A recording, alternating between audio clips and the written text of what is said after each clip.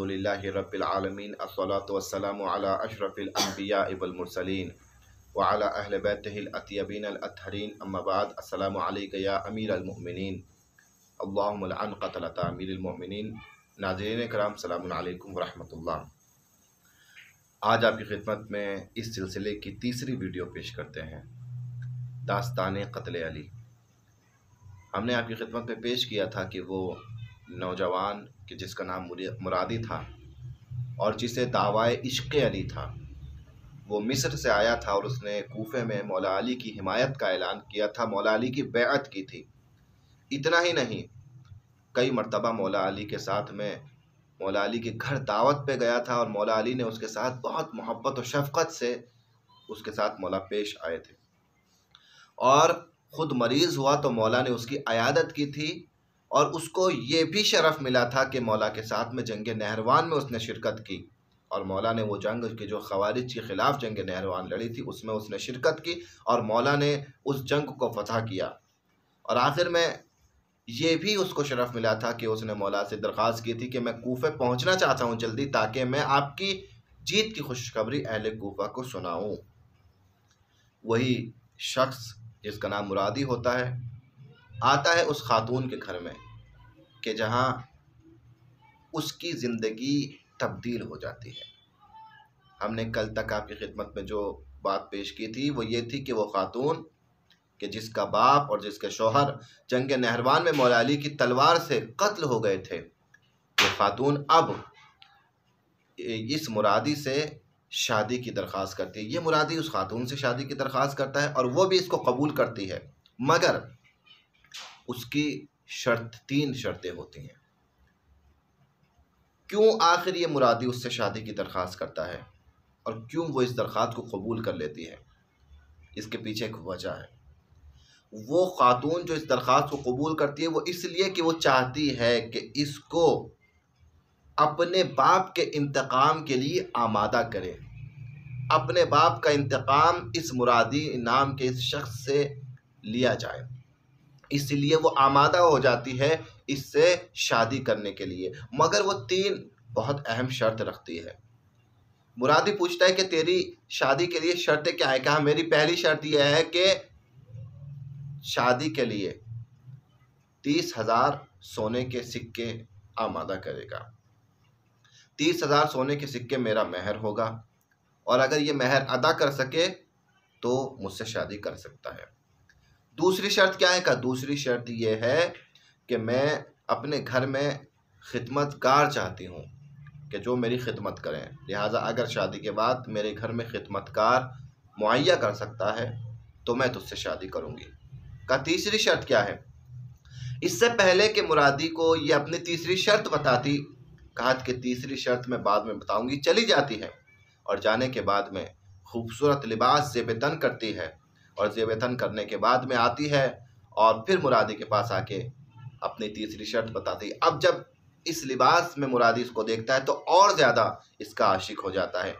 गोया दो तरीक़ों से इस खातून ने इस शख्स को अपने जाल में फंसाया। पहला तरीका तो यह था कि इसे अपने हुस्न की तरफ माइल किया और इसे शहवतों में गिरफ्तार किया कि ताकि ये इसकी तरफ आ जाए, और दूसरा तरीका यह था कि इसके अकीदे को फासिक किया, इसका ब्रेन वॉश किया। तो पहली इसकी चाल ये थी कि लिबास ज़ेब-ए-तन, खूबसूरत लिबास ज़ेब-ए-तन करके आई ताकि ये और ज़्यादा इसकी तरफ माइल हो जाए। अब तीसरी शर्त बता दी कि मेरी तीसरी शर्त यह है कि मुझे महर में अली का सर चाहिए। मैं चाहती हूँ मेरे बाप और मेरे भाइयों का तू अली से इंतकाम ले।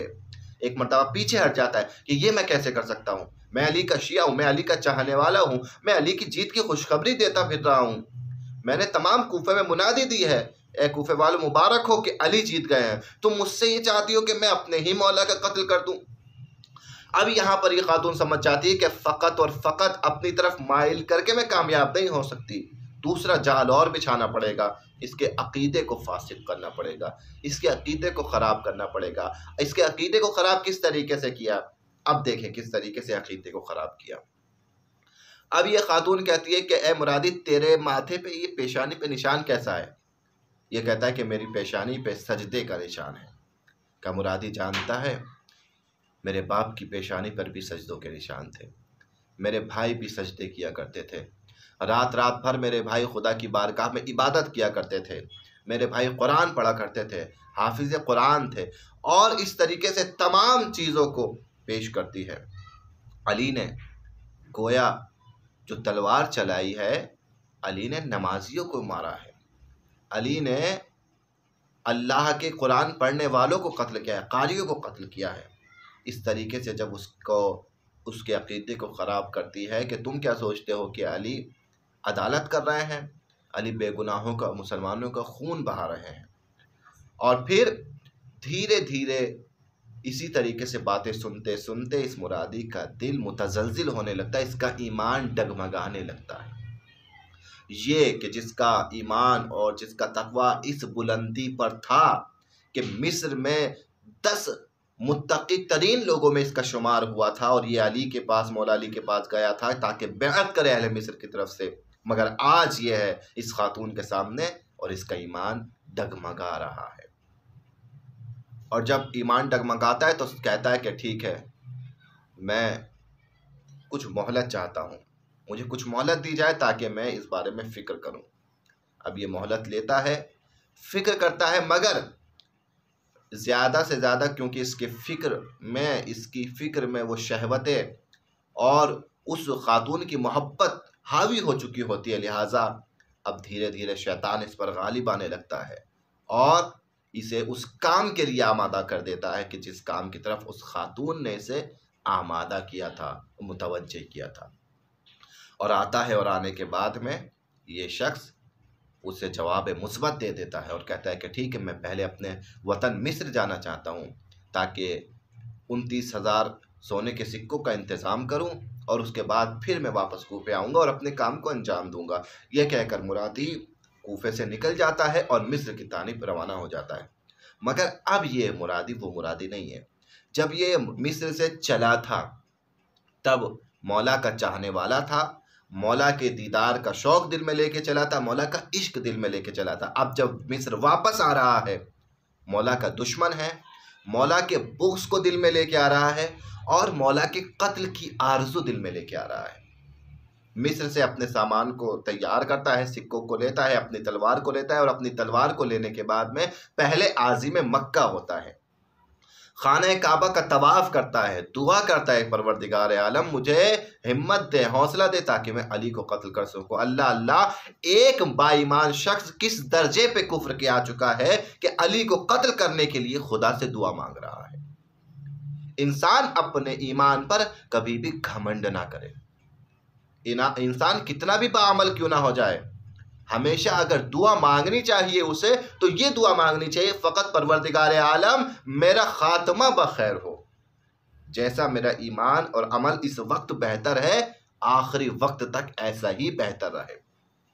खाने काबा के पास में ये और दूसरे खवारिजों से मिलता है और दुश्मनाने अली से मिलता है और वहाँ पर उनकी प्लानिंग का भी हिस्सा बनता है कि जहाँ पर 3 लोगों को मारने की प्लानिंग हो रही होती है, मौलाए कायनात को, अमीर शाम को, उमर इब्न आस को।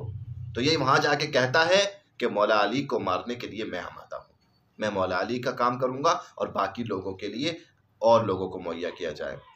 यानी ये 2 तरफ से फिर इस साजिश का हिस्सा बन जाता है। एक तरफ से खुद उस खातून की तरफ से भी मौला अली का कत्ल करने के लिए आमादा होता है, दूसरी तरफ से ये जो खवारिज होते हैं खाने काबा के पास मक्के में, इनकी तरफ से भी ये मौला अली के कत्ल की जिम्मेदारी को कबूल करता है और अब ये कूफे में आ जाता है। कूफे में आ जाने के बाद में अब जब ये दोबारा जाता है उस खातून के घर पे तो पूछती है कि तुमने आमादगी की है? कहा आमादगी की है कि मैं अपनी तलवार को लेके आया हूँ। कहा तलवार काफ़ी नहीं है। कहा क्यों काफ़ी नहीं है? मैंने इस तलवार से न जाने कितनों के सर कलम किए। कहा मुझे डर है कि कहीं तेरी तलवार ख़ता ना हो जाए, तेरा वार ख़ता ना हो जाए और तू मौला अली को कत्ल न कर पाए या ऐसा ज़ख्म न लगा पाए कि अली शहीद हो जाए, अली मारे जाएँ। कहा फिर क्या करना चाहिए? कहा अल्लाह तलवार को दे दे और मैं इस तलवार को जहर में आलूदा करवाना चाहती हूँ ताकि अगर तेरा वार अली की हैबत की वजह से हल्का भी रह जाए तो वो जहर फिर बाद में अपना काम करे और वो जहर अली की शहादत का सबब बने। अल्लाह अल्लाह, किस तरीके से मौला की कत्ल की और मौला की शहादत की प्लानिंग की गई। उस तलवार को जहर आलूद किया गया। और फिर इसके बाद में पूछा कि तू किसके साथ मिलकर इस काम को अंजाम देना चाहता है, क्योंकि कूफा अली के चाहने वालों का मरकज है, अकेला नहीं अंजाम दे पाएगा। कहा कि कौन लोग हैं जो मेरा साथ देंगे। 2 लोग और कूफे में इसके साथ मिले मस्जिद कूफा में इस प्लानिंग को अंजाम देने के लिए। एक शबीब नाम का शख्स था कि जो निहायत ही दुश्मन, बहुत बड़ा दुश्मन मौला अली का था, बहुत बदअखलाक इंसान था। एक ये शख्स के साथ मिलता है और दूसरा शख्स कौन मिलता है? अशअश। ये अशअश कौन था? ये अशअश मौला इमाम हसन का रिश्ते में ससुर था और जोधा जो इमाम हसन की बीवी थी उसका बाप था। लिहाजा रिवायत में मिलता है कि ये खानदान जो था अशअश का, पूरा घराना कातिल अहले बैत का घराना था। अशअश ने मौला अली के कत्ल में अपने मुलजिम की मदद की, मुरादी की मदद की। उसके बाद अशअश की बेटी जोधा ने मौला इमाम हसन के कत्ल में मदद की और जहर इमाम हसन तक पहुंचाया, और इसके बेटे ने करबला में इमाम हुसैन के खिलाफ तलवार चलाई। ये पूरा घराना अहले बैत के खून से अपने हाथों को रंगीन किए हुए था। इनके लिए कोई मसला ये नहीं था। एक तरफ अशअस है, एक तरफ ये खुद मुरादी है, और तीसरा शख्स शबीब, और तीनों शख्स ये जाने की प्लानिंग करते हैं। कहा ऐसे ही हम मस्जिद कूफा में नहीं जा पाएंगे। कहा क्या किया जाए? कहा आखिरी अय्याम चल रहे हैं रमज़ान के, रमज़ान में मस्जिद कूफा में लोग एतकाफ में बैठे हुए हैं।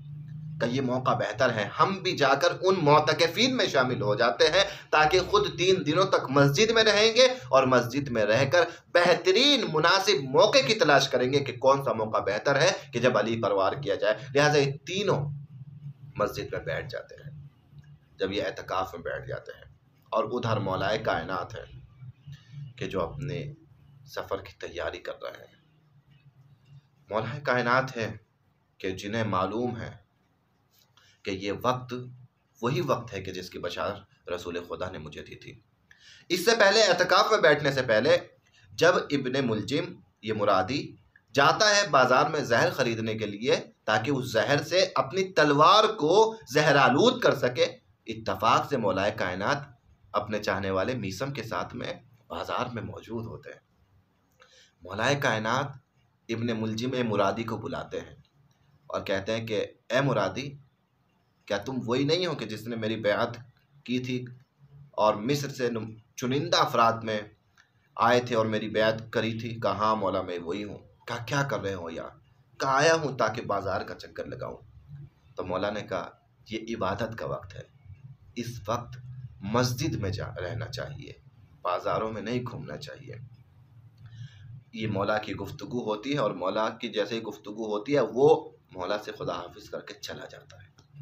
जैसे वो जाता है फिर मौला की ज़बान पे एक जुमला आता है, इन्ना लिल्लाहि व इन्ना इलैहि राजिऊन। जनाब मीसम तम्मार पूछते हैं कि या अली, अब इस वक्त में आए रजअत की तिलावत क्यों की? मौला कहते हैं कि ये मुरादी बहुत जल्द मुझे कत्ल करने वाला है। अब जनाब मीसम कहते हैं कि अली हुक्म दीजिए कि मैं अभी इस इब्ने मुलजिम मुरादी का काम तमाम करूं, या आपको कत्ल करना चाहता है मैं अभी इसको कत्ल कर दूं। मगर मौला कहते हैं नहीं मीसम, अली का इंसाफ ये नहीं कहता कि मुजरिम को उसके जुर्म से पहले सज़ा दी जाए। मैं जानता हूँ कि ये मेरा कत्ल करेगा, मगर अभी इसने जुर्म अंजाम नहीं दिया। अल्लाह अल्लाह, ना ऐसी अदालत अली से पहले देखी गई ना अली के बाद देखी गई। अली जानते हैं मगर फिर भी कह रहे हैं कि मुजरिम को जुर्म से पहले सज़ा नहीं देनी चाहिए। ना जाने कितने लोगों को फ़कत शक की बिना पर मुजरिम समझ लेते हैं, शक की बिना पर समझ लेते हैं कि ये लोग हमारा बुरा चाहते हैं, मगर मौला यकीन रखते हुए भी कह रहे हैं कि नहीं, मैं इसको सज़ा नहीं दूंगा। क्यों? क्योंकि अभी इसने जुर्म अंजाम नहीं दिया है। ये यहाँ तक अपने काम को पहुँचाता है और एतकाफ़ की सूरत में, एतकाफ़ के बहाने मोतकफीन में शामिल हो जाता है और फिर मुनासिब मौके की तलाश में रहता है। और वो मुनासिब मौका कब मिलता है इसे?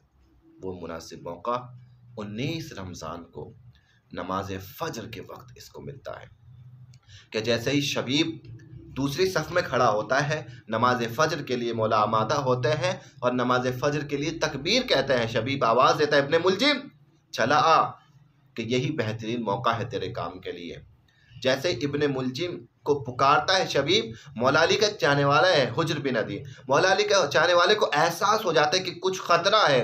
इधर से इब्ने मुलजिम दौड़ता है, उधर से हुज्र बिन अदी दौड़ते हैं, मगर हुज्र बिन अदी को थोड़ी सी ताखीर हो जाती है पहुंचने में। इधर से इब्ने मुलजिम की तलवार चलती है, एक जुमला इब्ने मुलजिम की जबान से निकलता है, वही जुमला जो शिआर है खवारिज का, ला हुक्मा इल्ला लिल्लाह, अल्लाह के अलावा किसी का हुक्म नहीं है। और ये कहकर मौला अली के सर अक़दस पर जुल्फ़कार मारता है और वहाँ से मौला अली की ज़बान से एक जुमला निकलता है, फुस्तो व रब्बिल काबा, काबे के रब की कसम में कामयाब हो गया। इधर मौला अली के सर से खून जारी होता है, लोग इब्ने मुलजिम के पीछे दौड़ते हैं और इधर फ़ज़ा में आवाज़ गूंजने लगती है कि अरकान हिदायत मुनहदिम कर दिए गए, अली को कत्ल कर दिया गया। ये कैसा इंसाफ था कि जिसकी हुकूमत कायनात में सबसे ज़्यादा अदल की हुकूमत कहलाई, उसी अली को शहीद कर दिया गया।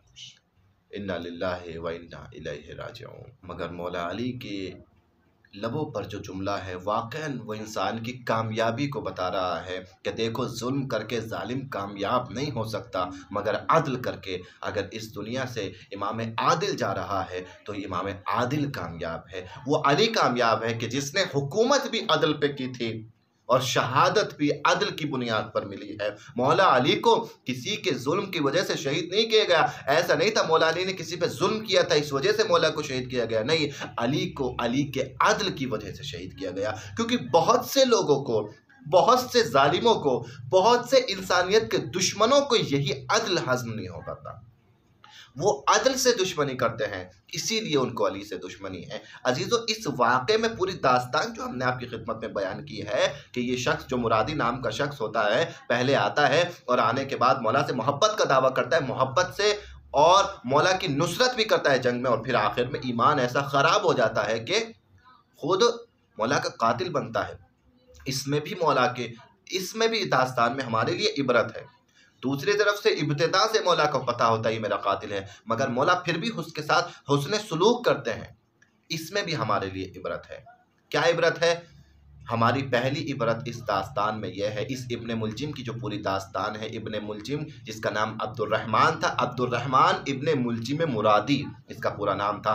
पहला सबक हमारे लिए यह है कि अजीज़ों, अपने ईमान पे, अपने अमल पे, अपने अक़ीदे पे ज़्यादा फ़ख्र ना करें कि हम बहुत बड़े मौला के चाहने वाले हैं, मगर हम अपने अक़ीदे पे फ़ख्र करने के साथ साथ अपने आप की हिफाजत करें, अपने ईमान की हिफाजत करें, और ये दुआ करें कि हमारा ख़ात्मा खैर पर हो, आखिरी लम्हे तक अहले बैत की मोहब्बत पर बाकी रहें और नेक अमाल पर बाकी रहें। अल्लामा तबातबाई से जब पूछा गया कि अगर आपको फ़कत एक दुआ का मौका दिया जाए कि आपकी एक दुआ कबूल है और वो दुआ कीजिए, तो आप कौन सी दुआ करेंगे? तो अल्लामा तबातबाई ने कहा कि अगर ऐसी एक दुआ मुझे मिल जाए कि खुदा कहे कि ये दुआ कबूल करूँगा, तो मैं सिवाय एक दुआ के एक कोई दुआ नहीं करूँगा। का कौन सी दुआ? का मैं ये दुआ करूँगा कि परवरदिगार मेरा ख़ात्मा बखैर फरमा, मेरा ख़ात्मा खैर पर हो। हमें भी ये दुआ करनी चाहिए, रब्बना आतिना फिद दुनिया हसना व फिल आखिरत हसना, हमें दुनिया में भी हसना अता फरमा, आखिरत में भी हसना अता फरमा। आखिरी सांस तक मोहब्बत अहले बैत, अमल सालेह हम अंजाम देते रहें और मोहब्बत अहले बैत हमारे अंदर आखिरी सांस तक बाकी रहे। और दूसरी तरफ मौला अली के अमल में भी हमारे लिए तरस है कि अजीज़ों, मौला अली ने हमेशा बुराई का जवाब अच्छाई से दिया है। कभी भी मौला अली अलैहिस्सलाम ने यह नहीं कहा कि इब्ने मुलजिम ये मेरा कत्ल करेगा और इसके साथ में नेकी न की जाए, नहीं, हमेशा नेकी की दावत दी है। जब कूफे में आया तब भी कहा मेहमान नवाजी करो इसकी, अपने घर में दावत दी, मगर जब शहीद कर दिया, मौला को ज़रबत लगा दी, शहीद करके लाया गया, तब मौला अली के सामने दूध लाया गया तो मौला ने कहा पहले इब्ने मुलजिम से पूछो कि कहीं वो प्यासा तो नहीं है।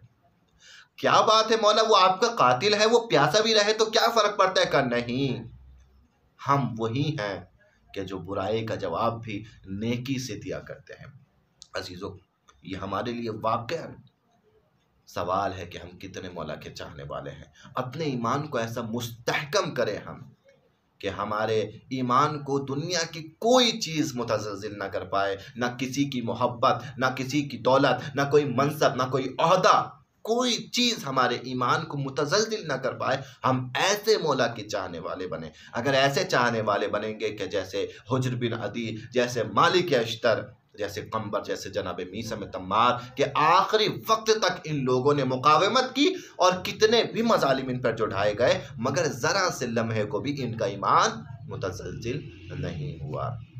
इंशाअल्लाह फिर आपकी खिदमत में एक मौजू पर दर्स लेकर हाजिर होंगे। वस्सलामु अलैकुम व रहमतुल्लाहि व बरकातुहू।